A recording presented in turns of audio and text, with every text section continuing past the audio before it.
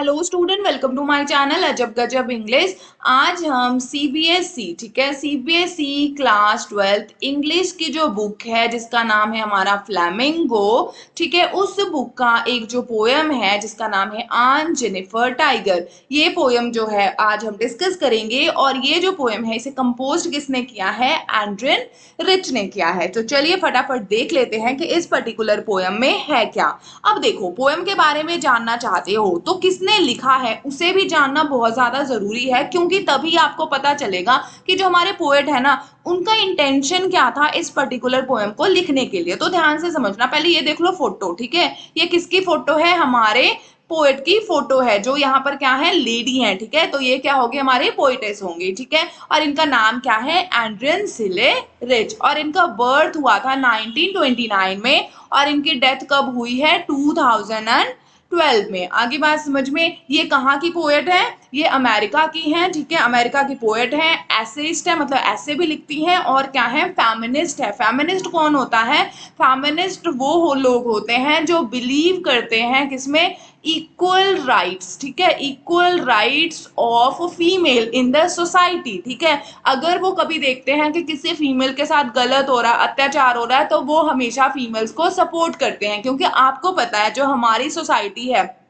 पहले चले जाओ यार या आज देख लो, 2023 की भी बात कर लो, लेकिन फीमेल्स को अभी भी, ठीक है ना, इक्वल राइट्स नहीं मिले हैं, ठीक है ना। उन्हें हमेशा क्या है? यूजलेस ही जो है ना वो काउंट किया जाता है और उनको ये समझा जाता है कि ये बस घर में रह सकती हैं, घर का काम कर ले बस, इससे ज्यादा इनके लिए कुछ भी जरूरी नहीं है। नो डाउट की चीजें बदल रही हैं, लेकिन जब ये पोयम लिखी गई है उस टाइम की सोसाइटी हमें दिखाई गई है इस पर्टिकुलर पोयम में, ठीक है। और यहाँ पे एक चीज और दिखाई जा रही है क्या, कि एक वुमेन जो है जिसकी शादी हो चुकी है, जिसकी मैरिज हो गई है, उसके बाद, ठीक है, उसकी लाइफ कैसी है, क्या वो खुश है या क्या वो दुखी है, इस चीज को भी यहाँ पर दिखाया गया है। और कहीं ना कहीं ये जो पोयम है ना, ये इनकी इनर फीलिंग जो है वो दिखाती है कि किस तरीके से कि एक जो फीमेल है, ठीक है, ऐसी सोसाइटी में जहां पर मेल्स जो है वो डोमिनेंट हैं, वहां पे एक फीमेल्स का रहना, उनकी डिजायर्स एक्सप्रेस करना कितना ज्यादा मुश्किल है। आई होप कि आपको समझ आ रहा होगा कि इस पर्टिकुलर पोएम में हमें क्या पता लगने वाला है, ठीक है। तो इंट्रोडक्शन देख लो, इंट्रोडक्शन से भी चीजें आपको अच्छे से क्लियर हो जाएंगी। देखो, इस पर्टिकुलर पोयम में ना हमें दिखाया जाएगा एक ऐसी सोसाइटी, एक ऐसी दुनिया जहां पर जो आदमी है, जो मेल है, ठीक है, उनकी चलती है, ठीक है, और फीमेल्स को क्या समझा जाता है? सिर्फ और सिर्फ होम मेकर, मतलब क्या? हाउस वाइफ समझा जाता है कि भाई इनका काम क्या है? घर के काम करो, बच्चे संभालो, बस, इसके सिवाय तुमने कुछ नहीं करना है। एंड अगर तुम्हारी कोई डिजायर है तो वो भी क्या है? टोटली कैंसिल है। तुम्हारी कोई डिजायर जो है वो फुलफिल नहीं की जाएगी, ठीक है। तो इस पर्टिकुलर पोएम में हम देखेंगे, देखो, एक लड़की है जिसका नाम है जेनिफर, ठीक है, जेनिफर की शादी हो गई, ठीक है, अब वो बूढ़ी हो गई है, तो सभी उसको क्या बुलाते हैं? आंट जेनिफर बुलाते हैं, ठीक है। अब आंट जेनिफर है, उसकी आईज से हम देखेंगे कि वो जो है, ठीक है, उसकी एक डिजायर है। देखो, उसकी डिजायर है क्या? वो अपने आप को फ्री कराना चाहती है। किससे फ्री कराना चाहती है? ये जो उसकी घटिया शादी है और एक ऐसी सोसाइटी जहां पर औरतों को बिल्कुल भी इज्जत नहीं दी जाती है। आई होप कि आपको समझ आ गया होगा कि पोएम में है क्या।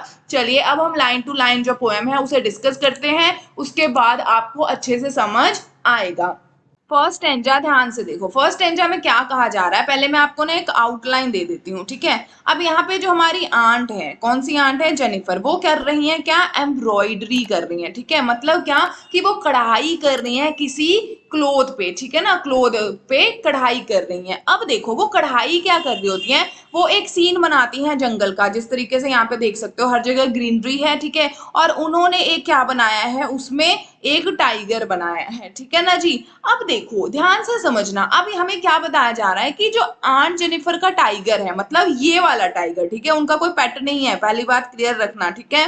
तो आंट जेनिफर का जो टाइगर है वो प्रांस, प्रांस का मतलब यहाँ पे क्या है? वॉक। आगे बात समझ में, देख लो, वर्ड मीनिंग मैंने लिख रखा है, ध्यान से समझते जाओ बस, ठीक है। कि आंट जेनिफर का जो टाइगर है, ठीक है, वो पूरे स्क्रीन पर, मतलब यहाँ से यहाँ, यहाँ से यहाँ, क्या कर रहा है? आराम से वॉक कर रहा है, आराम से मूव कर रहा है। लेकिन इसका कंट्रास्ट क्या है? आंट जेनिफर एक ऐसी जिंदगी जीती है जहां वो फ्रीली नहीं रह सकती हैं, ठीक है। उसके बाद क्या कहा जाता है, ब्राइट टोपाज। टोपाज क्या है, एक हमारा येलो कलर का स्टोन है, ये देखो मैंने यहाँ पे पिक्चर भी लगा रखी है, ठीक है।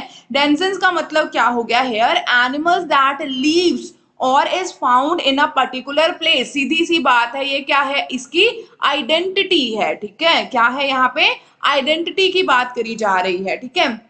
देखो यहाँ पर क्या बताया जा रहा है, पहले 2 लाइन में कि आन जेनिफर का जो टाइगर है अपनी आइडेंटिटी में, मतलब अपने क्या बोलते हैं, फॉरेस्ट में आराम से फ्रीली जो है वो घूम रहा है, उसे किसी का डर नहीं है, ठीक है। दे डू नॉट फियर, ठीक है। अगर कोई इंसान यहाँ पर खड़ा भी है, ठीक है ना, अगर कोई इंसान यहाँ पर खड़ा है तब भी इस टाइगर को किसी का डर नहीं है, ठीक है ना। उसके बाद क्या कहा जाता है, दे पेस इन अ स्लीक, ठीक है। स्लीक मीन्स एलिगेंट, शैवरलिक, सर्टिनिटी, ठीक है। शैवरलिक का मतलब यहाँ पे देख लो क्या है, कर्टियस स्टेप्स, ठीक है। तो यहाँ पर हमें क्या बताया जा रहा है कि आन जेनिफर की एक डिजायर है, उनकी क्या डिजायर है, वो भी चाहती हैं कि मैं सोसाइटी में फ्रीली घूमूं। कैसे घूमूं, फ्रीली घूमूं, मेरी जो भी इच्छाएं हैं, ठीक है, जो मैं करना चाहती हूँ वो करूं, ठीक है। लेकिन वो ऐसा बिल्कुल भी नहीं कर पा रही हैं। तो ये जो है ना, जो एम्ब्रॉयडरी वो कर रही हैं, ठीक है, कपड़े के ऊपर, ठीक है, वो कहीं ना कहीं उनकी क्या है, एक डिजायर है। आगे बात समझ में, चलिए नेक्स्ट टेंजा देख लीजिए, नेक्स्ट टेंजा में क्या कहा जा रहा है, ठीक है। नेक्स्ट टेंजा में बता रहा है कि आन जेनिफर, ठीक है, पहले आउटलाइन बता देते हो, यहां से यहां तक हमें क्या पता लगेगा कि आन जेनिफर जब ये देखो यहाँ पे एम्ब्रॉयडरी कर रही है, तो आपको पता है एम्ब्रॉयडरी करने के लिए क्या करना पड़ता है, जो नीडल्स होता है, ठीक है, उसमें इस तरीके से धागा बांध के, ठीक है, उसके बाद इस कपड़े से आगे पीछे करना होता है। आगे ना बात समझ में, तो क्या बताया जा रहा है कि आन जेनिफर जब ऐसा कर रही है, मतलब एम्ब्रॉयडरी कर रही है, तो उनके हाथ जो है ना वो फ्लटरिंग कर रहे हैं, मतलब क्या, कांप रहे हैं, ठीक है।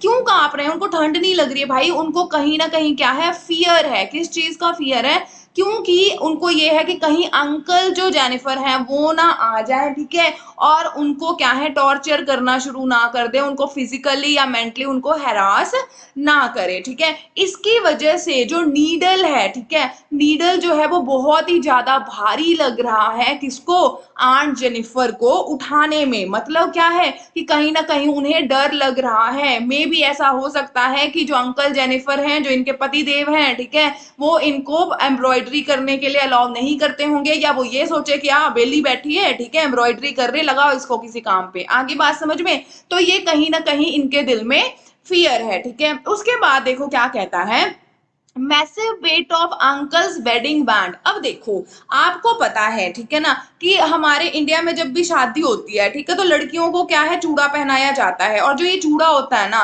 वो क्या है, सिंबल होता है किसका, मैरिज का, कि हाँ जी जो लड़की है ना वो मैरिड है, ठीक है। अगर हम फॉरेन में बात करें तो आपको पता है जो रिंग होता है, ठीक है, वो कहीं ना कहीं किसका सिंबल होता है, कि हाँ द पर्सन इज मैरिड, ठीक है। तो यहां पर क्या कहा जा रहा है कि मैसिव वेट। अब देखो, एक रिंग जो है उसका वेट इतना ज्यादा तो हो नहीं सकता, लेकिन यहाँ पे बोला गया है मैसिव वेट। इसका मतलब क्या हो गया कि जो जब इन्होंने, ठीक है, जो आंट जेनिफर हैं, जब इन्होंने शादी करी थी अंकल जेनिफर से, ठीक है, तो अंकल जेनिफर ने इनको ये वाली रिंग दी, ठीक है, और ये रिंग का इतना ज्यादा बोझ हो चुका है आंट जेनिफर पर कि वो बहुत ही ज्यादा टॉर्चरस महसूस करती हैं। क्यों, क्योंकि ये शादी का जो मतलब कि एक तरीके से जो ये सिंबल है ना, वो शादी का सिर्फ एक सिंबल नहीं है, बहुत सारे रिस्पॉन्सिबिलिटीज है।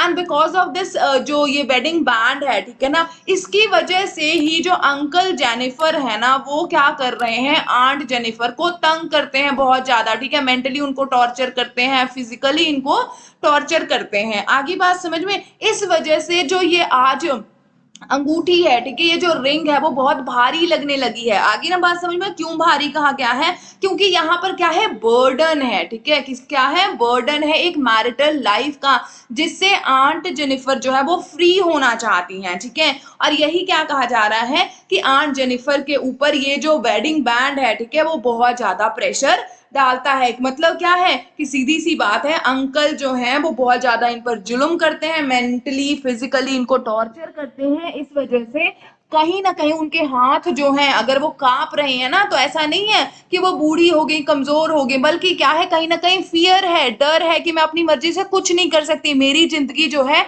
इस इंसान के हाथ में है। आई होप कि आपको क्लियर हो गया होगा।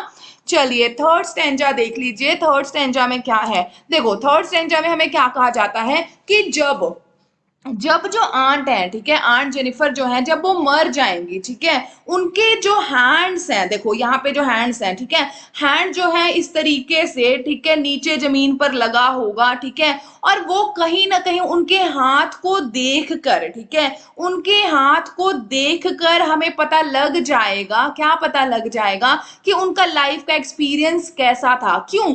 आपको पता है जो लोग बहुत ज्यादा काम करते हैं, जो लेडीज बहुत ज्यादा काम करती हैं, उनके हाथ जो है वो खराब हो जाते हैं, इतने सॉफ्ट, इतने अच्छे नहीं होते हैं, ठीक है। और यहाँ पे ये जो वेडिंग बैंड है वो क्या है, वो बता रहा है कि भाई इस रिश्ते में जो है आंट जो है बिल्कुल खुश नहीं है, ठीक है, और वो क्या है अपनी जिंदगी जो है ना वो बहुत ही ज्यादा दुखों से काटती काटती एक दिन मर गई हैं, ठीक है ना। तो मतलब यहाँ पर क्या दिखाया जा रहा है कि जब आंट जेनिफर, ठीक है, आंट जेनिफर मर जाएंगी, ठीक है, उनके जो हैंड्स हैं वो कहीं ना कहीं उनकी रियलिटी दिखाएंगे, ठीक है, कि उन्होंने इस शादी में कितनी ज्यादा टॉर्चर जो है उसको सहन किया है। आगे ना बात समझ, मतलब क्या है कि जीते जी उनको कभी जो एक रिस्पेक्ट होती है ना वो नहीं मिलेगी, उनकी जो डिजायर्स हैं वो कभी फुलफिल नहीं होंगी, वो हमेशा क्या है एक पपेट बन के रहेंगे अपने हस्बैंड के हैंड में, और सिर्फ वही करेंगी जो उनका पति जो है वो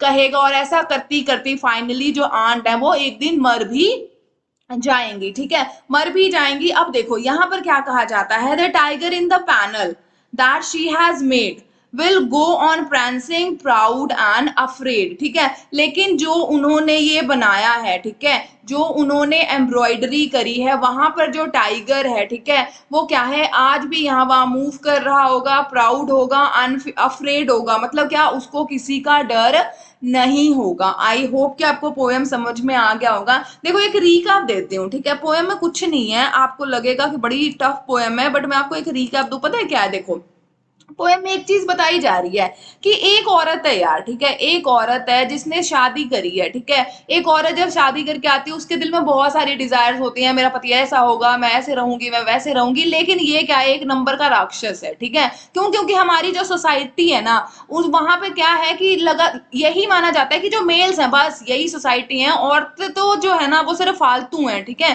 जो आप सुनते हो ना कि औरत तो पैर की जूती है, आगे बात समझ में, इस तरीके का सिचुएशन है। तो ये जो आंट जेनिफर है शादी करके बेचारी आई, लेकिन इसे कभी कोई सुख नहीं मिला, ठीक है, इसको मेंटली टॉर्चर किया गया, फिजिकली टॉर्चर किया गया, ठीक है, और फाइनली वो एक दिन जब मर भी जाएगी तो उसके हाथ को देखकर आप बता दोगे भाई इसने कितना ज्यादा टॉर्चर सहा है, ठीक है, क्योंकि उसको फिजिकली भी बहुत ज्यादा हैरास किया जाता है, मेंटली भी बहुत ज्यादा हैरास किया जाता है, ठीक है। एक ऐसी लेडी है तो वो क्या कर रही है, एक दिन उसके पास में भी टाइम फ्री होगा तो उसने क्या है कपड़ा लिया है और कपड़े के ऊपर वो क्या कर रही है एक एम्ब्रॉयडरी कर रही है और एक टाइगर बना रही है, ठीक है, और ये जो टाइगर है कहीं ना कहीं क्या है इसकी डिजायर है, मतलब क्या वो भी एक टाइगर की तरह सोसाइटी में, ठीक है, सोसाइटी में फ्रीली घूमना चाहती हैं। कौन घूमना चाहती है?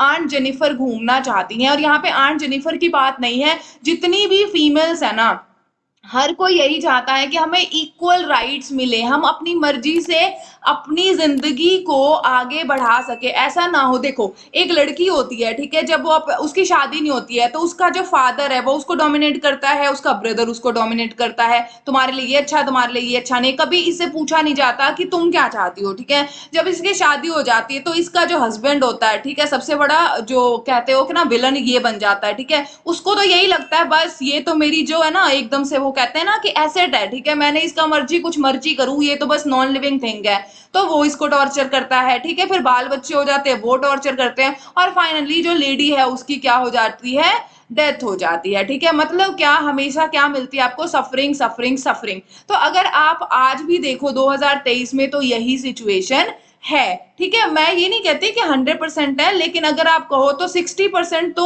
अभी भी वो लेडीज हैं जो क्या है मर जा रही हैं, लेकिन उनको कभी भी इक्वल राइट्स नहीं मिला, एक प्रेजल वर्ड नहीं मिला, ठीक है, कि मर भी गए तो किसी ने कहा कि यार इस औरत ने हमारे लिए कुछ अच्छा किया ना, वहां पर भी क्रिटिसाइज ही किया जाएगा। आई होप कि आपको ये पोएम अच्छे से क्लियर हो गया होगा।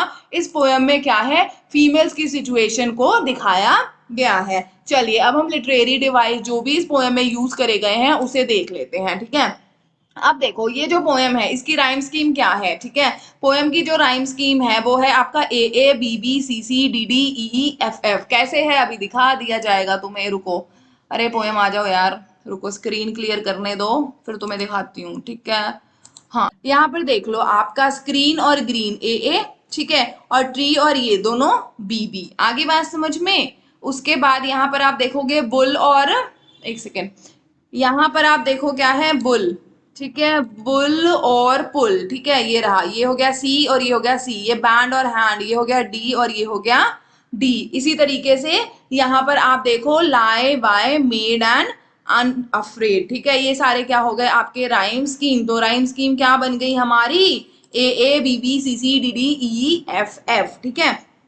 उसके बाद जो यहाँ पे नेक्स्ट लिटरेरी डिवाइस यूज किया गया है दैट इज एनाफोरा। एनाफोरा क्या होता है, जब दो कॉन्सिक्यूटिव लाइन, कॉन्सिक्यूटिव लाइन का मतलब क्या है, इसके साथ ये देखो, ये वाली ये वाली ये वाली जो साथ साथ आने वाली लाइनें होती है ना, उसको हम कहते हैं कॉन्सिक्यूटिव लाइन। जब दो कॉन्सिक्यूटिव लाइन जो है सेम वर्ड से स्टार्ट हो तो वहां पे हम बोलते हैं एनाफोरा। यहाँ पे देख लो दे, आगे बात समझ में, तो दिस इज व्हाट, एनाफोरा, ठीक है। And then metaphor, metaphor is what, यहाँ पर कंपेयर किया गया है टोपैज को, ठीक है, किसके साथ, येलो कलर ऑफ टाइगर, ठीक है, जो टाइगर की स्किन होती है उसका जो कलर है, ठीक है, वो कौन सा होता है, येलो कलर का होता है, उससे कंपेयर किया गया है, ठीक है। तो यहाँ पे कौन सा लिटरेरी डिवाइस यूज किया गया है, that is metaphor. Next is your alliteration. Alliteration क्या होता है, यूज ऑफ कॉन्सोनेंट, ठीक है, कॉन्सोनेंट साउंड्स होते हैं ना, कहां पर, कॉन्सिक्यूटिव वर्ड के बिगनिंग में, ठीक है, बिगनिंग में अगर होता है तो हम उसे बोलते हैं क्या, एलिट्रेशन। या अब यहाँ पे देखो फिंगर फ्लटरिंग, फ इज देयर, ठीक है, तो ये क्या है, एलिट्रेशन है। यहाँ पे क्या है, प्रैंसिंग प्राउड, यहाँ पे प साउंड जो है वो यूज किया गया है इन द बिगनिंग, तो दिस इज व्हाट, हमारा एलिट्रेशन। आई होप कि आपको समझ आ गया होगा। This is all about today's poem. अगर आपको लगे कि मेरे चैनल पर आके तुम्हारा 1 मिनट भी यूटिलाइज हुआ है और तुमने यहाँ से कुछ ना कुछ सीखा है, ठीक है, तो मेरे जो ये वीडियो है उसे लाइक करना, शेयर करना और चैनल को सब्सक्राइब करना। मिलती हूँ आपको नेक्स्ट वीडियो में जिसमें हम एक और पोएम जो है वो डिस्कस करेंगे। तब तक के लिए हंसते रहो, मुस्कुराते रहो, अपने आसपास के एरिया को साफ सुथरा रखना। Bye bye, take care, have a good day.